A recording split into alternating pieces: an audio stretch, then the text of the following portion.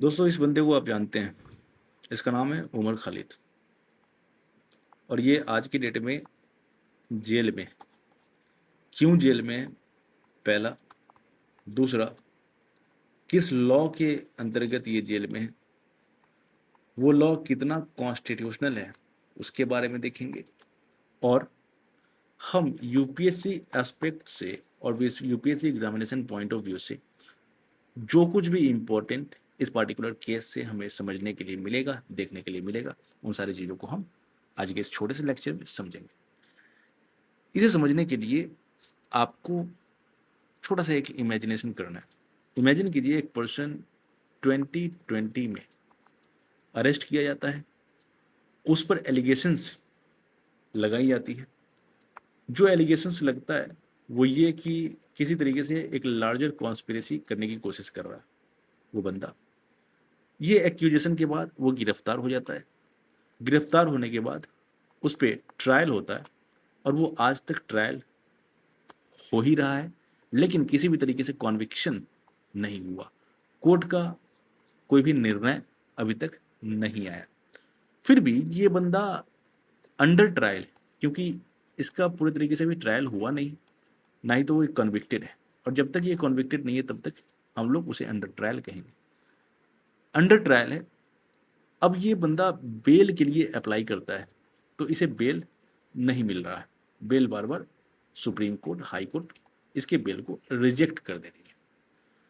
तो सवाल ये उठता है कि क्यों बेल रिजेक्ट हो रहा है। सवाल ये उठता है कि कौन सा लॉ है जिसके अंतर्गत बेल रिजेक्ट हो रहा है। तो हमें समझना पड़ेगा कि ये यूएपीए क्या है। क्योंकि देखिए, जब बेल इसका रिजेक्ट हो रहा है वो इसलिए हो रहा है क्योंकि इस बंदे को जेल में डाला गया है सिर्फ इसलिए क्योंकि उसके ऊपर यूएपीए का आरोप लगाया गया है, अनलॉफुल एक्टिविटीज का आरोप लगाया गया। अब ये अनलॉफुल एक्टिविटीज होता क्या है? ये अनलॉफुल एक्टिविटीज में बेल इतना टफ क्यों होता है? इसको जानने के लिए हमारे साथ बने रहिए। सबसे पहले हम क्या समझेंगे? यूएपीए, इसका फुल फॉर्म होता है unlawful activities prevention act, that was enacted in 1967 to deal with terrorist activities. तो जनरली अगर देखें तो यूएपीए में हम टेररिस्ट एक्टिविटीज को डील करने के लिए इस एक्ट को बनाया गया था। एक ऐसी टेररिस्ट एक्टिविटी जिससे भारत की सोवरेनिटी, भारत की इंटीग्रिटी, भारत के सिक्योरिटी के ऊपर किसी भी तरीके से कोई खतरा हो, तो उस केस में हम यूएपीए लगाकर जो भी बंदे से इस सोवरेनिटी, इंटीग्रिटी और सिक्योरिटी को खतरा है, उस बंदे के ऊपर यूएपीए लगाकर उसे जेल में डायरेक्टली हम डाल सकते हैं। यूएपीए और क्या है? It is a special law. क्योंकि देखिए, यूएपीए, आप थोड़ी देर के लिए सोच रहे होंगे ना कि हमारे पास आईपीसी है, हमारे पास भारतीय न्याय संहिता है। अब इन सब चीज़ों में इतने सारे ऑलरेडी सेक्शंस दिए गए हैं जो कहीं ना कहीं इन सारे एक्टिविटीज से डील करता है। लेकिन हमें एक स्पेशल और अलग लॉ बनाने की ज़रूरत क्या थी? क्यों हमने यूएपीए बनाया? क्योंकि देखिए, टेररिस्ट एक्टिविटीज़ जो होता है वो एक ऐसा एक्टिविटी है जिससे आपके देश पे इस तरीके का खतरा आ सकता है। क्योंकि आप हमारे हिस्ट्री को जानते हैं। After post India's independence there were multiple instances where India was in danger by their neighbouring enemies, and India is also surrounded by enemy country. India does not have a friendly relation and friend countries. ठीक है, India के पास neighbouring countries जो है वो friend countries नहीं, वो enemy country. और वो इस ताक में बैठे हैं कि कब हमें मौका मिले कि हम वहां पे टेररिस्ट एक्टिविटीज को अंजाम दें। अब इस केस में आईपीसी, भारतीय न्यायिक संहिता, ये सब एक ऑर्डिनरी क्रिमिनल लॉ है। हमें स्पेशल लॉ की रिक्वायरमेंट है ताकि हम प्रॉम्प्टली टेररिस्ट एक्टिविटीज से डील कर सकें। और इसीलिए ये इंपॉर्टेंट है और इसीलिए यूएपीए को काफी स्ट्रिंजेंट बनाया गया। और स्ट्रिंजेंट ये पहले से था नहीं। 1967 के बाद इसमें लगभग फोर्थ 4 बार अमेंडमेंट हुए और ये 4 अमेंडमेंट के बाद काफी स्ट्रिंजेंट बना। काफ़ी स्ट्रिक्ट बना। और ये स्ट्रिंजेंट इसलिए बना क्योंकि इसमें बेल मिलना मतलब पैदल दिल्ली जाने के बराबर है। दिल्ली भी नहीं समझिए, अमेरिका जाने के बराबर है। आप पैदल अमेरिका जा रहे हैं, पूरी ज़िंदगी लग जाएगी, आप नहीं पहुंच पाएंगे। तो फिर आगे हमें ये समझना होगा कि ठीक है, टेररिस्ट एक्टिविटीज़ हैं, यूएपीए में उससे डील करता है, इसमें बेल को लेकर के क्यों ऐसा चैलेंज? सबसे पहला, बेल होता क्या है? देखिए सर, बेल जो है, बेल का मतलब ये होता है कि release of N accused person from custody subject to conditions while the case continuous. आपके ऊपर कोई केस लगा है, आपके ऊपर किसी तरीके का आरोप लगा है, कोर्ट में ट्रायल चल रहा है, आप जेल में कस्टडी में, और उस केस में आपको किसी काम से जेल से बाहर जाना है, आपको किसी काम से या फिर परमानेंटली आपको उस सजा से बाहर जाना है, जेल से बाहर जाना है, तो आप बेल के लिए पिटीशन फाइल कर सकते हैं, बेल के लिए अप्लाई कर सकते हैं। लेकिन बेल का मतलब ये नहीं है कि एक्विटल, है ना। बेल का मतलब ये कतई नहीं है एक्विटल। एक्विटल कहने का मतलब आपके ऊपर जो भी चार्जेस लगे हैं वो चार्जेस को विदड्रॉ किया गया, अब आपके ऊपर किसी भी तरीके से कोई ट्रायल नहीं होगा, ऐसा कुछ नहीं है। इसका मतलब ये है ही नहीं कि बेल मिल गया तो आप इनोसेंट है। बेल का मतलब अब टेम्पररीली रिलीज किए जा चुके हैं कस्टडी से, so it is temporary, it is temporary. तो पर्सन इनोसेंट है या नहीं है ये डिपेंड करता है कोर्ट के कॉन्विक्शन पे, ये डिपेंड करता है कोर्ट के जजमेंट पे। वो ट्रायल के बाद डिसाइड होता है कि आप कॉन्विक्टेड हैं या नहीं है। तो ठीक है, बेल एक टेम्पररी रिलीज है लोगों का। तो यही बेल के लिए अप्लाई जब आप करते हैं दो तरीके से, एक नॉर्मल लॉ में, नॉर्मल क्रिमिनल लॉ में, और एक आप अप्लाई करेंगे यूएपीए में। दोनों में डिफरेंसेस क्या देखने के लिए मिलेगा? जो नॉर्मल क्रिमिनल लॉ है इसमें कोर्ट आइडेंटिफाई करेगी कि आपके पास जो मटेरियल एविडेंसेस हैं, आपके पास आपके ऊपर जो चार्जशीट फाइल किया गया है उस चार्जशीट में कितना परसेंट आपका क्राइम ट्रू दिख रहा है। अगर आप अंडर ट्रायल हैं, अगर आप अंडर ट्रायल हैं तो आपके चार्जशीट उस एविडेंसेस को देखते हुए कोर्ट इस बात को डिसाइड करेगी कि इस बात में कितनी सच्चाई है कि आपने क्राइम को किया है, और उस बेसिस पे आपको बेल मिलता है। इसके साथ साथ ज़रूरी नहीं है कि एविडेंसेस चार्जशीट इसके बेसिस पे कोर्ट को लगेगा कि नहीं आप जो है मतलब आप जो है प्राइमा फेसी ये केस ट्रू नहीं लगता है तो आप जो है बेल मिल जाएगा। ठीक है, तो यहाँ पे नॉर्मल क्रिमिनल लॉ में ये केस है। यूएपीए में क्या होगा, एक अलग सेक्शन ऐड हो जाता है, that is section 43 D clause 5। इसमें बेल काफ़ी स्ट्रिंजेंट हो जाता है। इसमें क्या होता है ना, प्रोसिक्यूशन मटेरियल, अगर कोर्ट इसमें क्या करेगा, आपकी प्रोसिक्यूशन मटेरियल को देख करके यह मानेगा कि एक्यूजेशन प्राइमा फेसी ट्रू है, प्राइमा फेसी ट्रू है, यहाँ पे प्राइमा फेसी ट्रू है तो भी आपको बेल मिल सकता है क्योंकि आप अंडर ट्रायल है।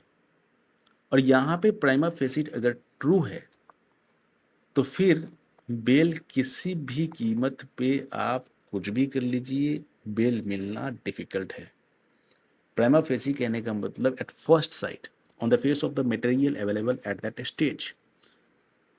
ठीक है, मतलब प्राइमा फेसी ट्रू कोर्ट अगर समझ रहा है इसका मतलब ये है ही नहीं, ये कोर्ट इस टाइम में प्राइमा फेसी ट्रू कह रहा है तो इसका मतलब ये है ही नहीं कि फाइनल प्रूफ हो गया कि आप जो हैं एक्यूज्ड हैं, आप जो हैं कॉन्विक्टेड हैं। एट दिस स्टेज प्रोसिक्यूशन के पास ऐसा मटेरियल है जिसे देखकर एक्यूजेशन प्राइमा फेसी क्रेडिबल लगता है। आप समझ रहे हैं, अरे भाई किसी का आपने मर्डर किया और उसका एक वीडियो रिकॉर्डिंग है, अब उस वीडियो रिकॉर्डिंग को देख करके हम उसे गलत ठहरा ही नहीं सकते। हमें तो ऐसा लगेगा कि हाँ भाई ये वीडियो सही है, हमने एआई से भी आइडेंटिफाई करवा लिया कि एआई मेड वीडियो नहीं है, ये रियल रिकॉर्डिंग वीडियो है। तो हमें तो यही लगेगा ना कि this is case is prima facie true, and if this case is prima facie true then bail can not be granted.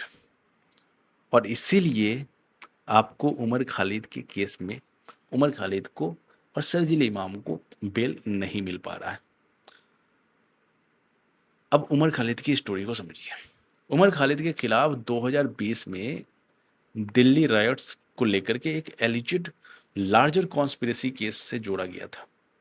एक बहुत बड़ा लार्जर कॉन्स्पिरेसी है, जिस लार्जर कॉन्स्पिरेसी को मैं नहीं बता सकता यहाँ पे, लार्जर कॉन्स्पिरेसी केस। और इसी के कारण उस पर यूएपीए लगाया गया। फिर उन्होंने बेल मांगा, लेकिन यूएपीए में सेक्शन 43 डी की वजह से बेल का टेस्ट ऑर्डिनरी क्राइम्स केस से ज़्यादा स्ट्रिक्ट था। And due to strictness of this law बार बार कॉन्सिस्टेंटली इसके बेल को रिजेक्ट किया गया। हमारा यहाँ पे मुद्दा है ही नहीं कि ये बेल रिजेक्ट किया गया या फिर ग्रांट किया गया, इसमें कितना परसेंट सही है कितना परसेंट गलत है। We are not concern about that, we are only concern about कि how much information that we can collect from this particular case so that we can write a good answer in our mains preparation, mains exam, right? लेकिन यहाँ एक बहुत important बात है sir, अभी तक Umar Khalid convicted नहीं है। He is not convicted, he is still under trial. और जैसे ही अंडर ट्रायल में वर्ड यूज कर रहा हूँ, there is a conflict with article 21।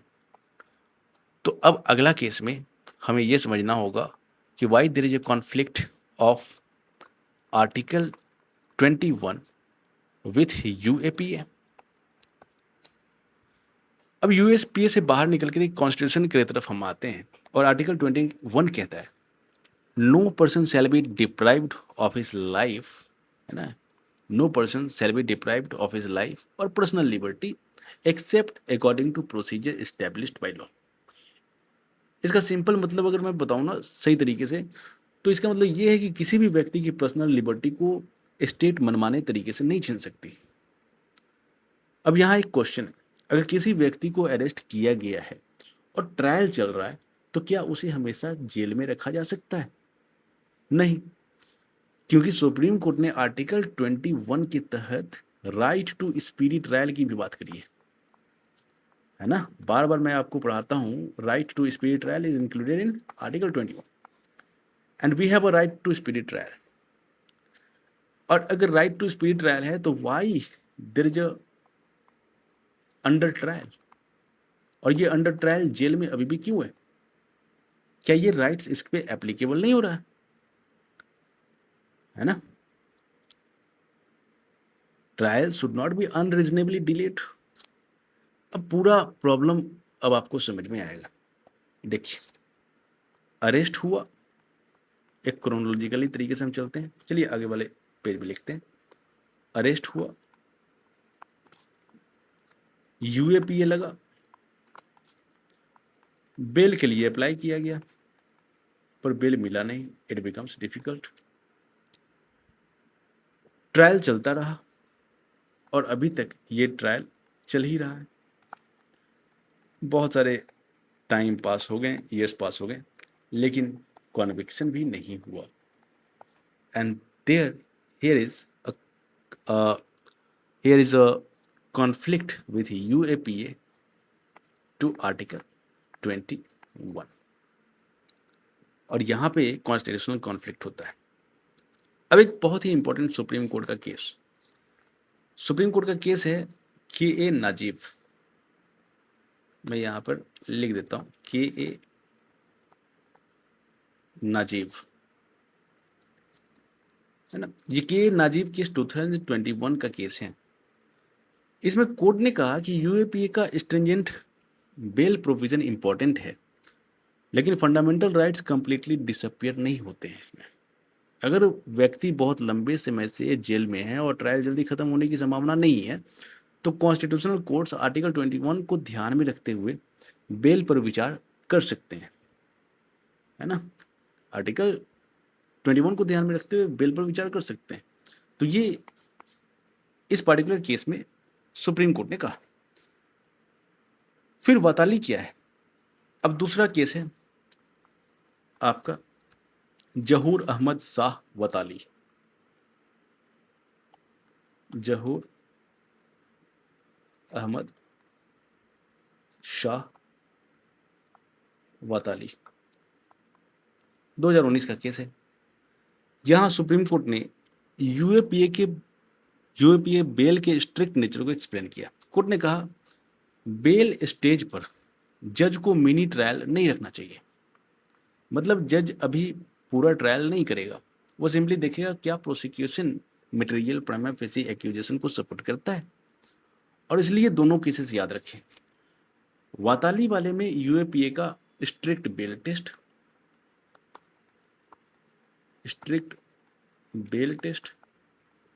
और नजीब वाले में आर्टिकल 21 की प्रोटेक्शन, दोनों इंपॉर्टेंट है। अब सवाल ये उठता है कि क्या यूएपीए अनकॉन्स्टिट्यूशनल है? नॉट नेसेसरीली, क्योंकि स्टेट को नेशनल सिक्योरिटी प्रोटेक्ट करने के लिए स्ट्रॉन्ग लॉज की जरूरत होती है और टेररिस्ट ऑर्डिनरी क्राइम एक्टिविटी से ज़्यादा सीरियस थ्रेट होता है, और इसलिए national security कल्मिनेट्स into legitimate state objective. लेकिन दूसरी तरफ पर्सनल लिबर्टी, फंडामेंटल राइट, ये सब एक ऑर्डिनरी चीज़ है, और स्टेट को सिक्योरिटी प्रोटेक्ट करने के लिए स्ट्रिंजेंट लॉ, स्ट्रिक्ट लॉ बनाना पड़ता है ना। तो इसीलिए अब आपको पूरा का पूरा मामला समझ में आया होगा कि अनलॉफुल एक्टिविटीज प्रिवेंशन एक्ट क्या है, क्यों बेल इसमें इतना टफ है, क्यों बेल इसमें मिलना बहुत मुश्किल है, और क्या उमर खालिद का केस है पूरा का पूरा, ये आपको समझ में अभी तक आया है। ठीक है, इसी तरीके से बहुत ही सिंपल शब्दों में जो करेंट अफेयर्स है, बहुत ही सिंपल शब्दों में जो यूपीएससी को लेकर के कॉन्सेप्ट्स हैं, उसको समझने के लिए हमसे जुड़े रहिए।